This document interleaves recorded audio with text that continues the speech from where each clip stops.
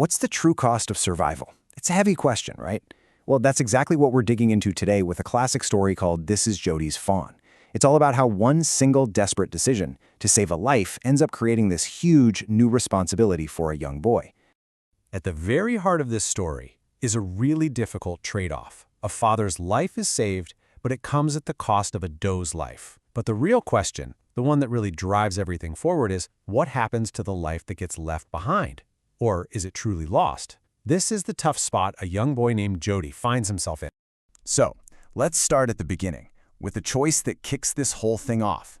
It's really an act of survival, a life for a life, but it's one that leaves our hero Jody with this sense of responsibility that he just can't shake.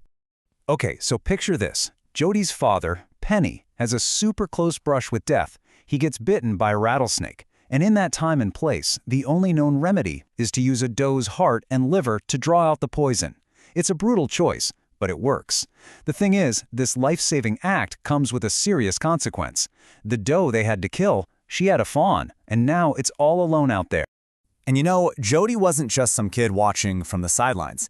His dad actually praises him, saying he's proud of how Jody kept a cool head and did what had to be done. So right away we know Jody's already pretty mature for his age. But as we're going to see, that maturity comes with a really heavy conscience. While his father is resting and getting better, Jody can't rest at all. He's just haunted by this image of the little fawn totally alone in the woods. He feels this direct personal responsibility for what's happened to it. So that feeling of relief that his dad is okay gets immediately tangled up with this feeling of guilt for the orphan they created. And this, right here, is where you really see what Jody's made of. When he talks to his parents, he doesn't just argue that he feels bad for it. No, he argues from a place of honor. He says it would be ungrateful to just let the fawn starve after its mother saved his dad's life. It's such a powerful argument, and you know what? It actually works. He gets the green light to go out and try to make things right. And just like that, the quest is on. With his parents' kind of reluctant blessing, Jody leaves the safety of his home and heads out into the wilderness. But this isn't some fun adventure. For him, it's a mission of redemption. So he sets off on horseback with a family friend, a guy named Millwheel, and they ride back to that same spot where they killed the doe.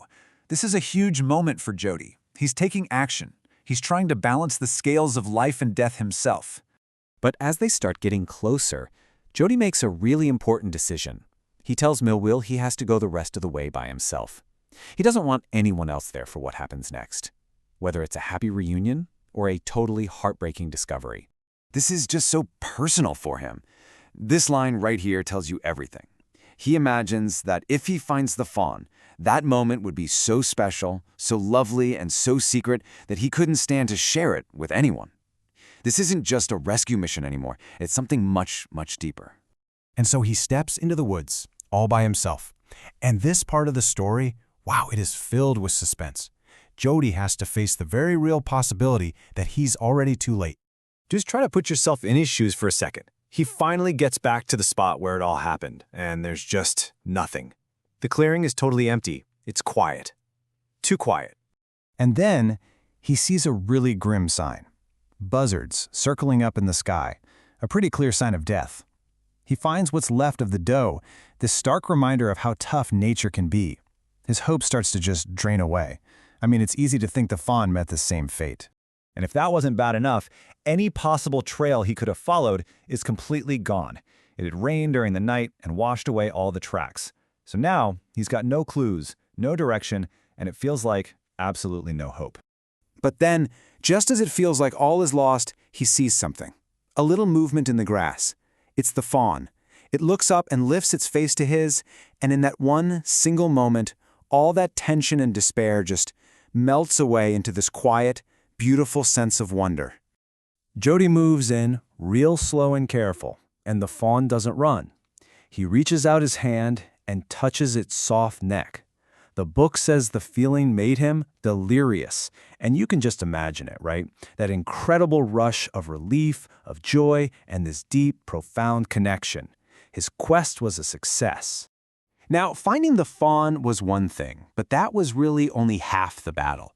Jody still has to get it all the way home and then figure out how to care for it, how to really make it a part of his family. And yeah, the journey home is not easy. At first, Jody has to carry the little fawn because it's so weak, but pretty quickly, this incredible bond starts to form. And after a little while, the fawn starts to trust him, and it begins to follow him on its own wobbly little legs. And right here, we feel the full emotional impact of his journey. Jody is just filled with this overwhelming feeling of belonging and purpose. This fawn isn't just some random animal he saved. It's become his responsibility, his fawn. That heavy burden of guilt he was carrying has finally been lifted and replaced by this incredible, light-headed joy. So back at home, Jody's role completely shifts. He's not a rescuer anymore. He's basically a caregiver, a parent. He's so gentle and tender as he teaches the fawn how to drink milk.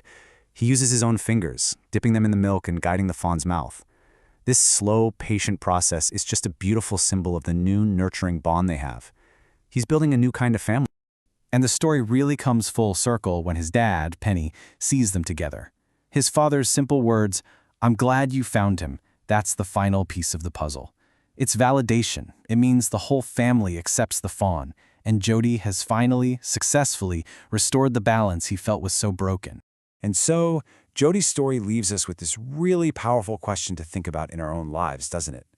It's a reminder that our actions, even the ones we take just to survive, they create ripples. And it forces us to ask ourselves, what responsibilities do we have to the lives, both human and animal, that we inevitably change along the way? It's definitely something to think about.